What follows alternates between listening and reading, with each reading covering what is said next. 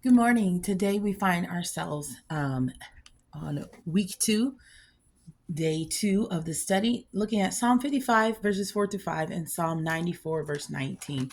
And we're talking about the danger of living in fear. What is the danger of living in fear? Today's focus is that it's unhealthy, it's not good for you. Psalm 55, verses 4 to 5 say, My heart is severely pained within me, and the terrors of death have fallen upon me. Fearfulness and trembling have come upon me, and horror has overwhelmed me. Does that sound familiar? Does it sound like something that you have experienced or are experiencing? Living in fear is unhealthy. It can literally damage your health. And we could go off in a whole tangent of that. How many people are suffering from gastritis and ulcers and different things because of the anxiety and the fear and the overwhelm that they are living in? But Psalm 94:19 says, In the multitude of my anxieties. Does God not know us?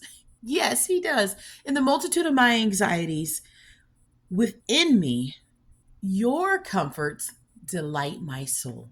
So, we can still find peace. We can have rest. We can have comfort in the midst of all that's going on in our lives. God wants, we said before, God wants to give us His peace. His peace that passes all understanding in the midst of turmoil, in the midst of suffering, in the midst of anxiety. He comforts our soul. And I can give testimony to that. My first son was born with health problems. He was in the hospital. I was in the hospital in a different place. I could not help him at all. There was a lot of anxiety. There was a lot of fear. There was horror. There was overwhelm.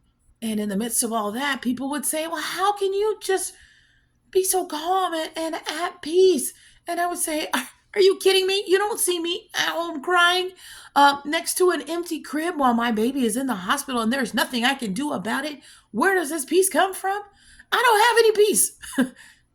What you see reflected in me is what God is doing, His comfort to my soul. I can't explain it.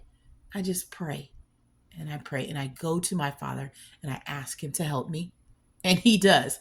So take that with you today. In the multitude of my anxieties within me, your comforts delight my soul. So go out.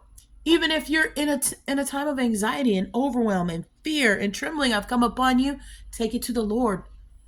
Not because you just take it to the Lord and you'll be fine. No, really take it to the Lord continually, day by day, hour by hour, minute by minute.